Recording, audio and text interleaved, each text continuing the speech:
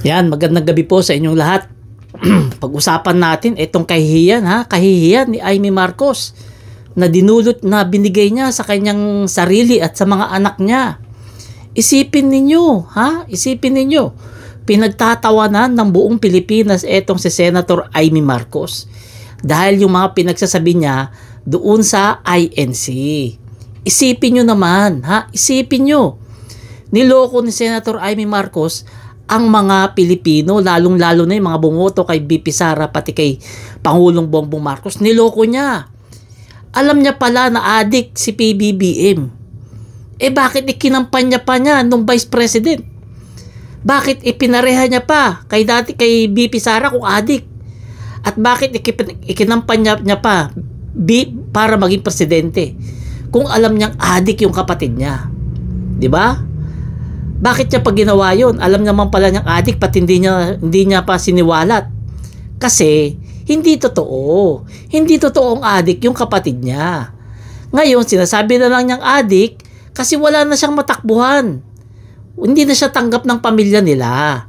Kaya dyan na siya kumakapit sa mga didilis. Ngayon, nadamay patuloy. Nadamay pa yung rally ng Iglesia ni Cristo.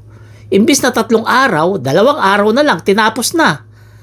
Kasi yung speech ni Senator Amy nagpapakita talaga ng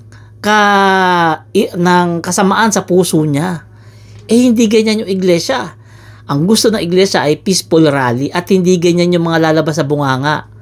Siyempre yung iglesia hindi nila sinusuportahan yan, kaya tinapos na nila yung rally nila na dapat ay 3 araw pa, kasi baka sa susunod bukas may mga magsalita pa ng mga below the belt din. Ngayon, ito sa Senator Amy, bakit mo lang ngayon lang yan siniwalat? Dahil ba nasasapawan ka ng kapatid mo? Dahil ba siya yung naging presidente at hindi ikaw? Kaya ngayon mo lang yan sinisiwalat? O dahil baka ngayon ka lang nakaisip ng imbento, kaya mo lang yan sinasabi para masira yung kapatid mo? 'Di ba? Isipin mo, kapatid mo, kapatid mo gaganyanin mo dahil lang sa politika? O dahil malaki inggit mo sa kanya? Ako, hindi ko naisip na may ganyan palang kapatid. Walang mga magkakapatid na perpekto. Siyempre, karamihan, lahat naman yan, nagkakatampuhan. Pero hindi naman umaabot sa ganyan. Yung halos sirain mo na yung kapatid mo. Halos sirain mo na yung pamilya nyo.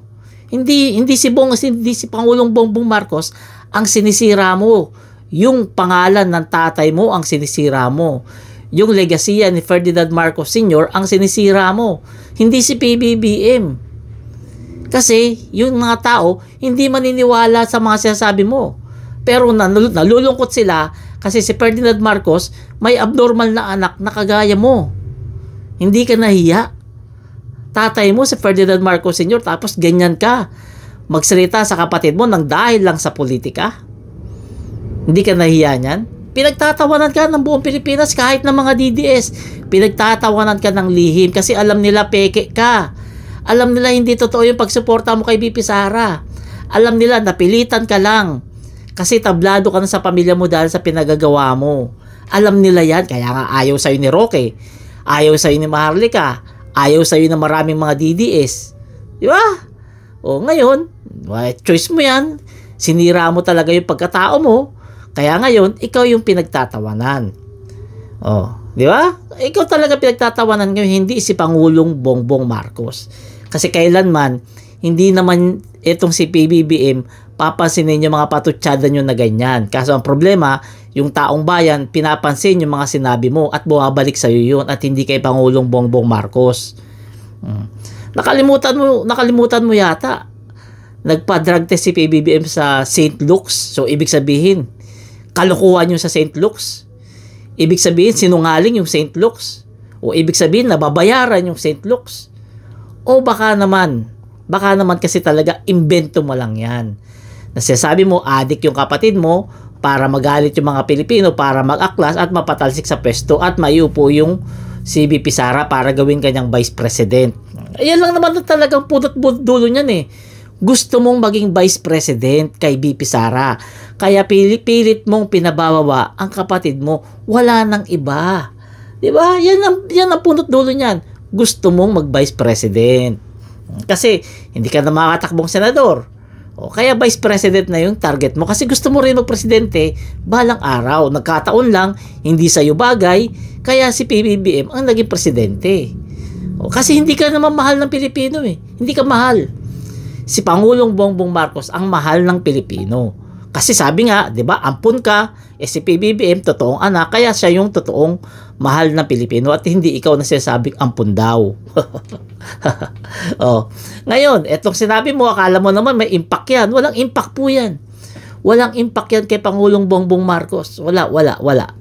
Pinagtatawanan ka lang sigurado ng kapatid mo. Pinagtatawanan ka lang din ng mga Pilipino. Dahil nakakita sila ng kapatid na pinagpalit yung dugo para lamang sa politika. Para lamang maging vice president. Oh. Di ba? Kaya mga kababayan huwag tayo basta-basta maniniwala dito kay Senator Amy Marcos. Kasi ang hangad lang niyan, mataas na pwesto. Maging vice president at kinalaunan maging president. Kaya kahit kapatid niya, ginanyan niya. So kayo, ano masasabi nyo? Comment down below. Salamat.